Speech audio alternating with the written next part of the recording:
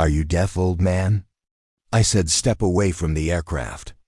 The voice was sharp, laced with the kind of arrogant authority that only youth and a freshly pressed uniform can bestow. It cut through the low hum of the crowd on the flight deck of the USS Midway, a floating city of steel and memory. Samuel Calloway, all of 89 years old, didn't flinch.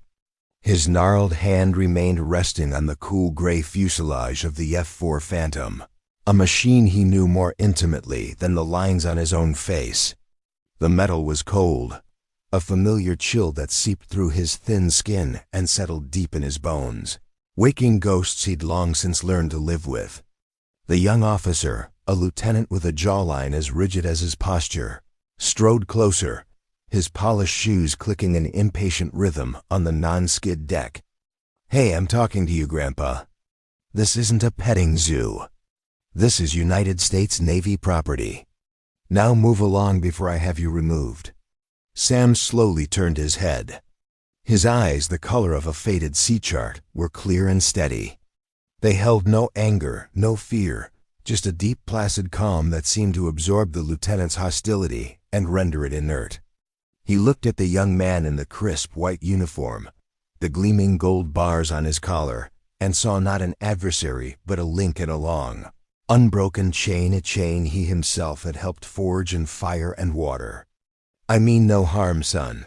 Sam's voice was quiet, a low rumble like a distant engine, "just remembering." The lieutenant, whose name tag read Peterson, scoffed. He was used to being obeyed instantly. The sight of this frail-looking old man in a worn, flannel jacket and faded jeans openly defying his command was an affront to his sense of order. Remembering? What could you possibly remember about a Phantom? You probably flew biplanes in your day, if you flew at all. Now for the last time back away. A small circle of tourists had begun to form, their phones half raised, sensing a confrontation. The smell of salt air and jet fuel hung heavy, a perfume of power that seemed to fuel the young officer's ego. Peterson felt their eyes on him, and his resolve hardened. He couldn't be seen being ignored by some washed-up old-timer. "That's it," Peterson snapped, his patience gone. "You're coming with me." He reached out, his hand strong and confident, and clamped down on Sam's upper arm to escort him away. The moment his fingers tightened, the world shifted. For Peterson, it was a simple act of enforcement. For Sam, it was a trigger. The firm, aggressive grip on his bicep wasn't the touch of a young officer on a sunny museum deck. It was the frantic grasp of an enemy sapper in the black, muddy waters of the Mekong Delta in 1968. The scent of salt and fuel vanished, replaced by the smell of swamp, rot, and cordite. The cheerful chatter of tourists faded into the terrifying silence of a night insertion, broken only by the frantic thumping of his own heart. The flashback wasn't a memory, it was complete sensory immersion. He was 25 again, his body a coiled spring of muscle and lethal intent, clad in black fatigues, soaked with the river's foul water. He could feel the weight of the rebreather, the slick handle of the K-bar knife strapped to his leg, the cold certainty that death was a breath away in the darkness. The hand on his arm was attached to a shadow, a threat that had to be neutralized before it could raise an alarm. Back on the Midway, something changed in the old man. His unassuming, slightly stooped posture vanished. His spine straightened with an audible crack, his center of gravity dropped, and his feet planted themselves on the deck with the rootedness of an ancient oak. The arm Peterson held, which had felt like brittle kindling, suddenly became a bar of forged steel. The young lieutenant found, to his utter shock, that he couldn't move it. He couldn't budge the old man an inch. It was like trying to push over a bronze statue. Peterson's face flushed with a mixture of confusion and embarrassment. He pulled harder. Nothing. The old man hadn't even looked at him. His gaze was distant, fixed on something 1,000 miles and 50 years away. But his body, honed by instinct, had reacted. What are you doing?" Peterson stammered, his voice losing its sharp edge. He tried to release his grip, But the old man's muscles had subtly tensed around his hand, not painfully, but with an immovable pressure. He was the one being held now.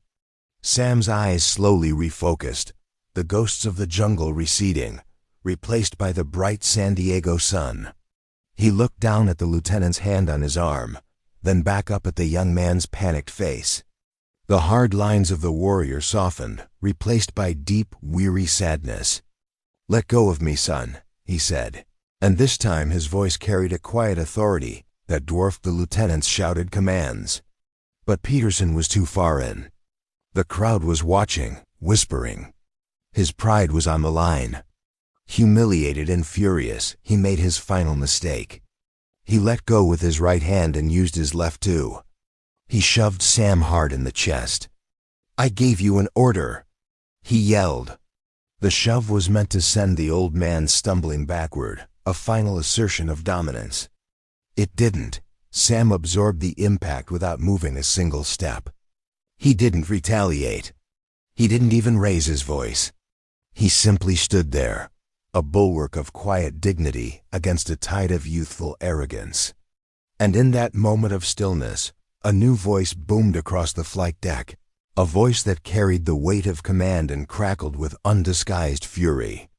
"Lieutenant Peterson, stand down, now." The crowd parted like the Red Sea. Striding toward them was a man whose presence seemed to make the very deck of the aircraft, carrier stand to attention. He was in his late 50s, his crisp service dress whites adorned with the twin silver stars of a rear admiral. His face was a mask of cold, controlled rage, his eyes locked on the scene with the intensity of a targeting computer. Peterson froze, his hand still outstretched from the shove. He snapped to attention so fast he nearly lost his balance. "Admiral Jennings." "Sir," he stammered, his face draining of all color. I was just a civilian was being non-compliant, sir." He was touching the exhibits and refused to listen to my orders. Rear Admiral Jennings didn't even glance at him. His eyes, filled with disbelief that slowly melted into profound respect, were fixed on the old man in the flannel jacket. He walked past the petrified lieutenant as if he were a piece of deck equipment and stopped directly in front of Sam. The admiral, a man who commanded fleets and advised generals, stood a little straighter. His posture shifted from one of command to one of deference. "Chief?" Admiral Jennings asked, his powerful voice now softened with awe. "Chief Calloway, is that really you?" Sam offered a small, tired smile. The tension left his frame, and he once again looked like a simple, frail old man. "It's been a long time, Jimmy," he said, his voice warm. "You were just a boot-in sign last I saw you, trying not to fall out of the Zodiac." A low murmur rippled through the onlookers. The lieutenant's jaw went slack. The admiral, this titan of the modern Navy, knew this old man and called him chief. Admiral Jennings let out a short, incredulous laugh. He shook his head, his eyes shining with unshed tears. "Chief, my God, we all thought you'd retired to a quiet cabin somewhere up north." No one knew where.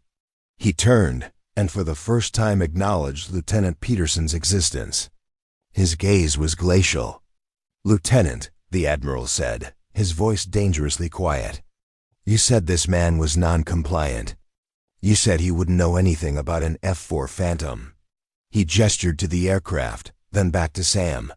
"Let me tell you who you just assaulted. You see those 2 stars on my collar? They mean I command thousands of sailors and billions of dollars in hardware. But in the presence of this man, I am still a student. I am still the terrified kid he pulled from a burning helicopter wreckage in the Ashell Valley." Peterson's entire body went rigid. He looked like he might faint. Jennings continued, turning to address the silent, captivated crowd. "You are looking at Chief Petty Officer Samuel Calloway. He was one of the first a plank owner for SEAL Team 2. Before most of you were born, this man was swimming in pitch-black harbors, planting explosives on enemy ships. He was jumping out of airplanes at 20,000 feet into hostile territory.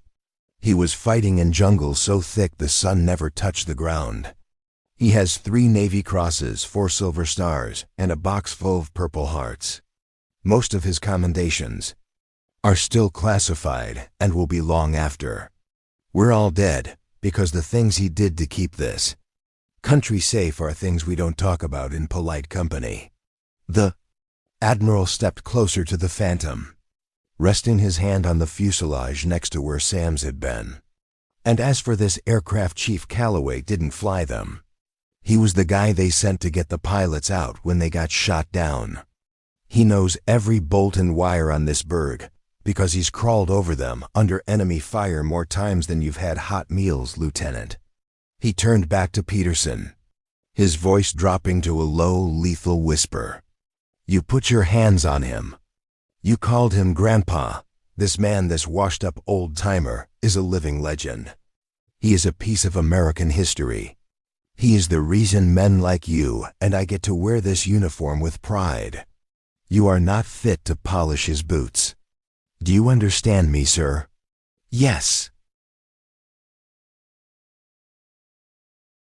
Sir, Peterson whispered. The words were barely audible.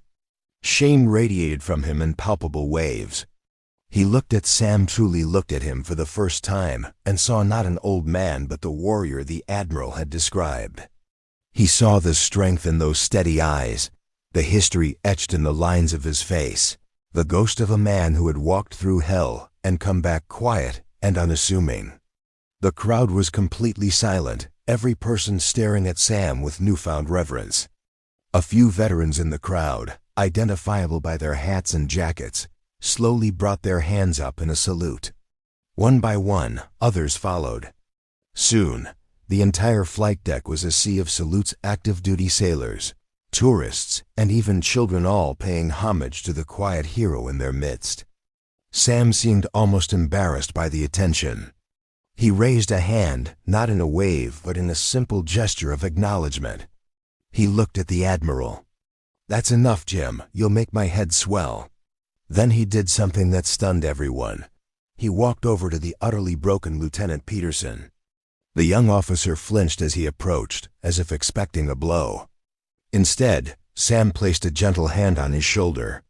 It was the same spot Peterson had grabbed so aggressively moments before, but the touch was entirely different, firm, but kind, forgiving. It's all right, son, Sam said softly. You were taught to maintain order, to protect this vessel and what it represents. Your instinct was right.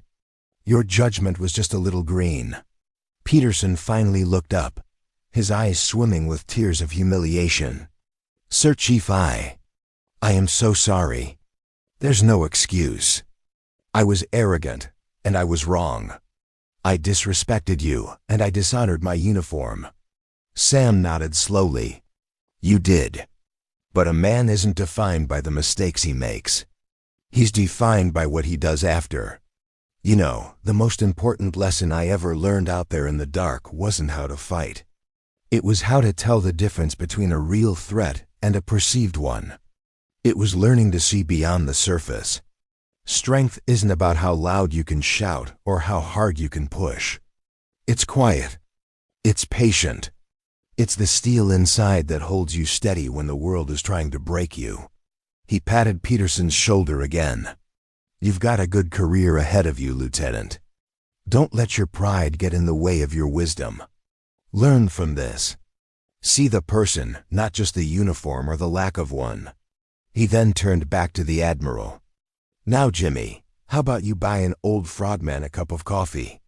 My legs aren't what they used to be. Admiral Jennings beamed, the anger on his face replaced by pure, unadulterated joy. He wrapped a powerful arm around Sam's shoulders. Chief, for you, I'd buy the whole damn coffee plantation.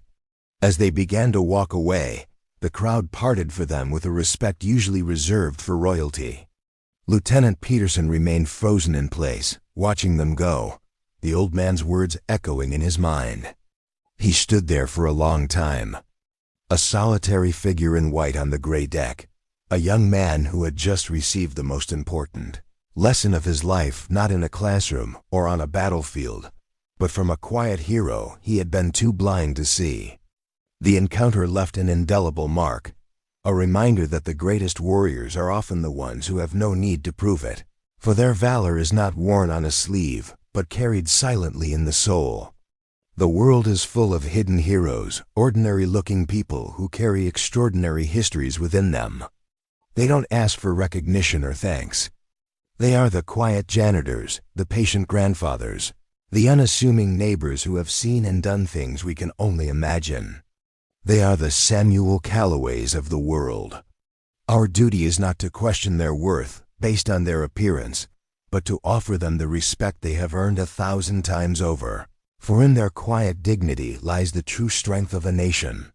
We hope this story serves as a powerful reminder. If you were moved by Chief Calloway's story of quiet strength and the lesson learned by the young lieutenant, please like this video and subscribe to our channel for more inspiring content. Share this with someone who needs to hear it, and let us know in the comments about a hidden hero in your own life. Thank you for watching.